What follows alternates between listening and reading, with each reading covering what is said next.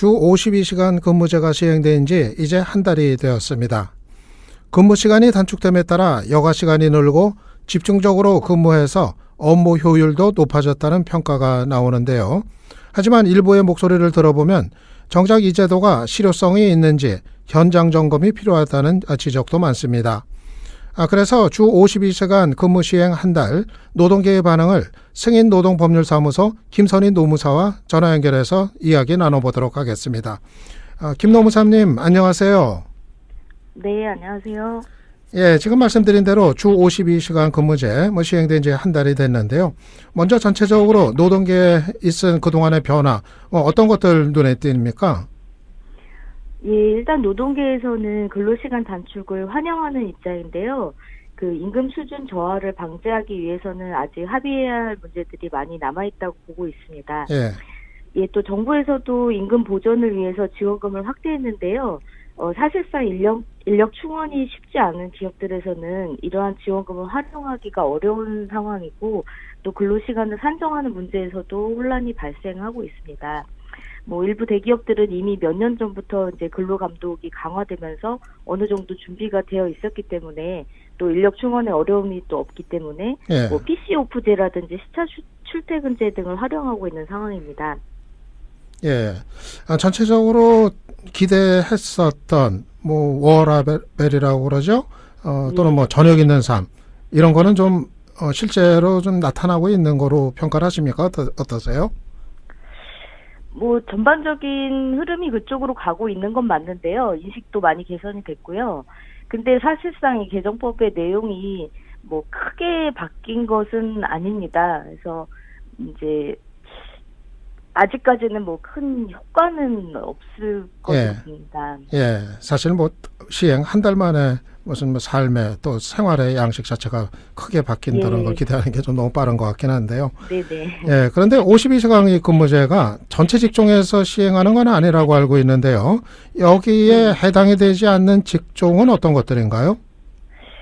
예, 그러니까 이제 저희 근로기준법에서는 이제 공익성이나 대중의 편의를 위해서 이 근로시간에 제한을 두지 않는 근로시간 특례 업종이 있는데요. 예.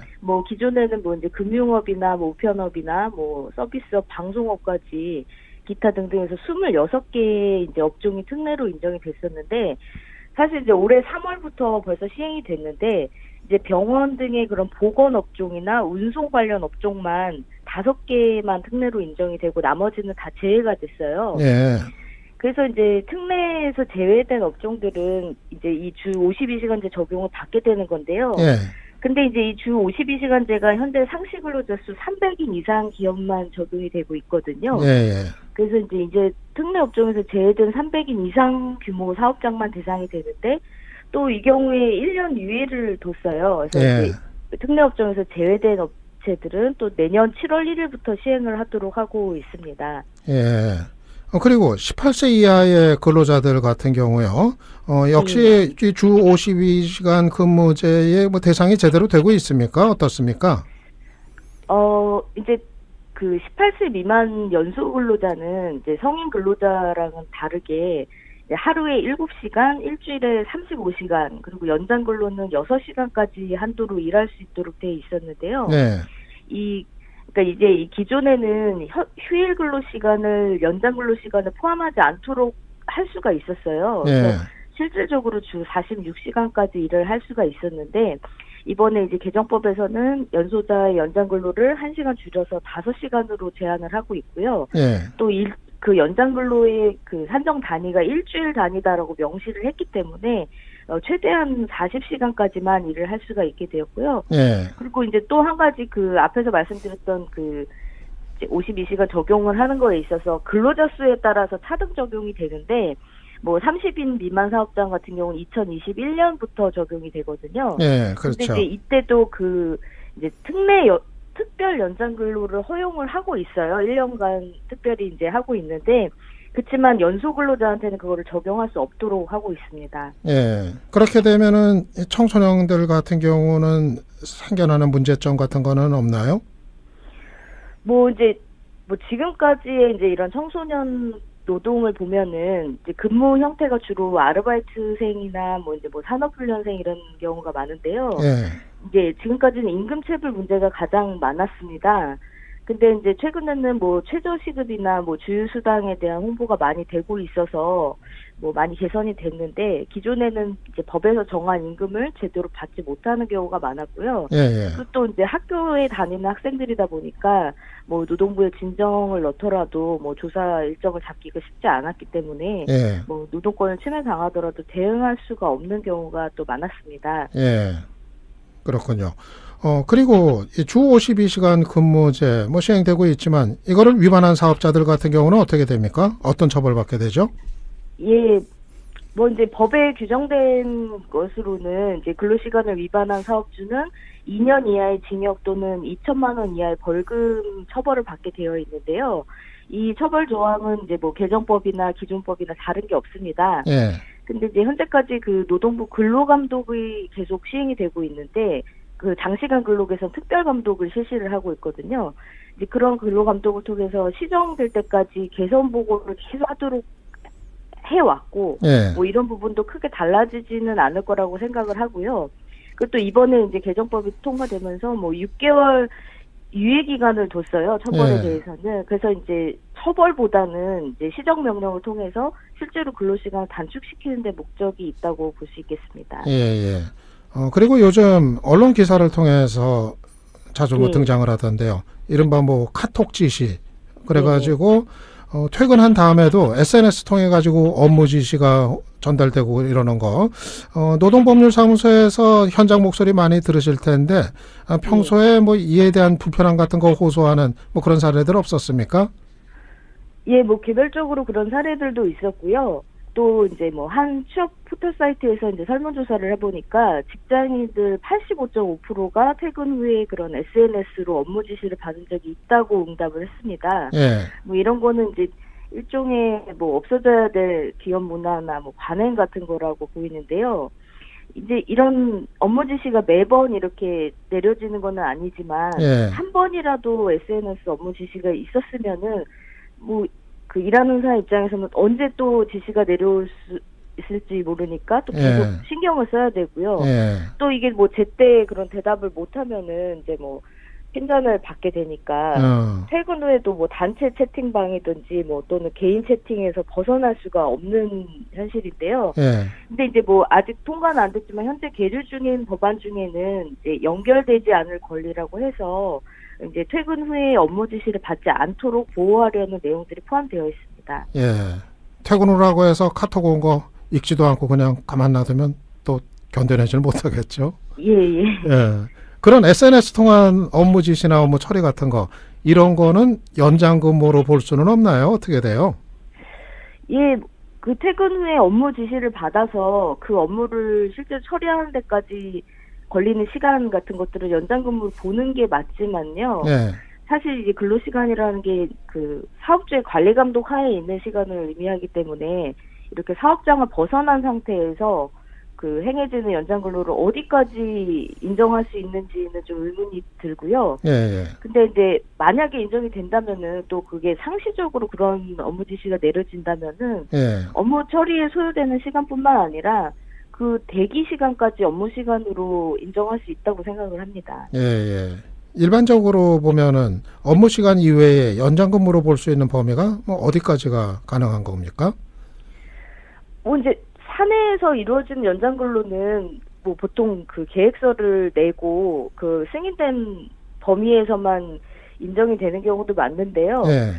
근데 이제 뭐 이런 식으로 퇴근 후에 이루어지는 경우는 그러니까 저희 법에서 기존에도 뭐 대기 시간에 대한 해석이 불분명했는데 뭐 최근에 바뀐 법에서도 대기 시간도 근로 시간으로 포함한다라고 명시를 하고 있거든요. 예, 예. 그리고 또 이제 이런 식으로 업무 지시가 내려지면은 현재 정책에 역행하는 방식이잖아요. 예. 근로시간 줄이자고 하고 있는데 그래서 만약에 이런 일이 계속 발생한다면 광범위하게 해석을 해서 예, 대기 시간까지 포함을 해야 되는 것도 가능하다고 봅니다. 예, 그렇군요.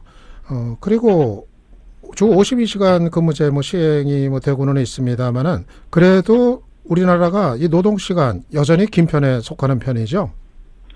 예, 그렇습니다. 최근 노동부에서 발표한 자료를 보면은 이제 2016년 OECD 평균을 사용하고 있는데요. 그 주요 국가들의 평균 연 근로시간이 1,707시간이거든요. 예. 근데 이제 우리나라 평균 연간 근로시간이 2,052시간이에요. 뭐 이것은 이제 두 번째 해당하는 수치고요. 1위가 멕시코인데 멕시코랑 우리나라 제외하고는 나머지 국가들은 전부 2,000시간이 안 되거든요. 예. 뭐 장시간 근로라고 이제 알려진 일본도 1,724시간이에요. 예. 그리고 또 이제 뭐 작년에 한국은행에서 발표한 자료는 이것보다 조금 줄어든 시간이기는 하지만 여전히 2,000시간이 넘는 것으로 집계가 되고 있는데요. 예. 예. 뭐 이거를 이제 1일 8시간으로 환산했을 때 다른 나라들하고 비교하면은 평균적으로 우리나라가 1년에 한 33일을 더 일하는 셈이라고 합니다. 예. 예. 그런데 주 52시간 근무제 시행하니까 이 노동 강도가 더 세졌다. 또 이런 하소연하는 분들도 있는 것 같던데 어떻게 보세요? 그 문제는? 네, 그 부분도 사실 맞는 부분인데 이제 근로시간이라는 것은 이렇게 계량을 할 수 있는 수치잖아요. 사실. 예, 그렇죠. 이제 노동 생산성이라는 것은 수치하기가 조금 어려운 부분이고 원래 취지는 근로시간 줄이면서 생산성을 높여서 뭐 그래서 임금도 올리고 이런 방향으로 가는 게 맞는데 이제 어떤 기간이 좀 촉박하게 지금 진행이 되고 있기 때문에 예. 뭐 어떤 지시나 이런 회사 주도로 노동 강도만 높아지는 부분들은 현장에서도 염려를 하고 있는 부분입니다. 예, 예. 앞으로요, 결국에는 고용주하고 노동자가 함께 상생할 수 있는 그런 노동 환경, 우리의 이제 뭐 숙제가 될 텐데요.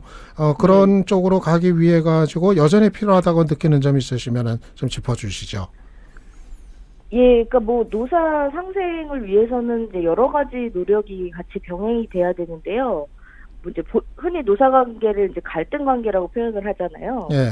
그리고 뭐 이번에 지금 이슈가 되는 근로시간이나 임금도 뭐 제로섬 게임처럼 뭐 이렇게 상충하는 그런 것들로 표현이 되는데 그 두 가지만 놓고 보면은 충돌이 일어날 수 있지만 그 외부적인 요소들이 많이 작용을 하거든요. 예.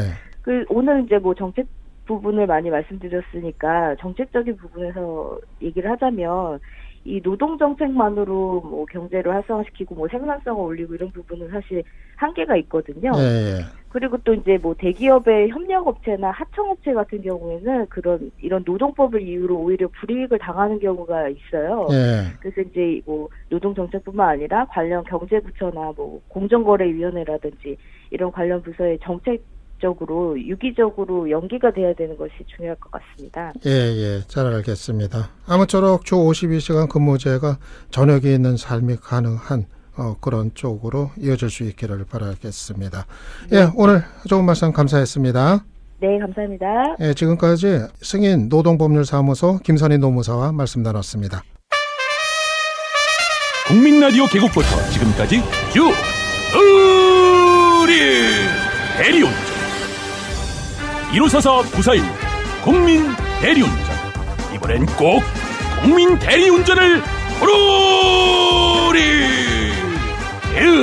운전은 꼭 국민 대리운전 공정언론 국민TV와 끝까지 함께하겠습니다. 1544-9416 국민 대리운전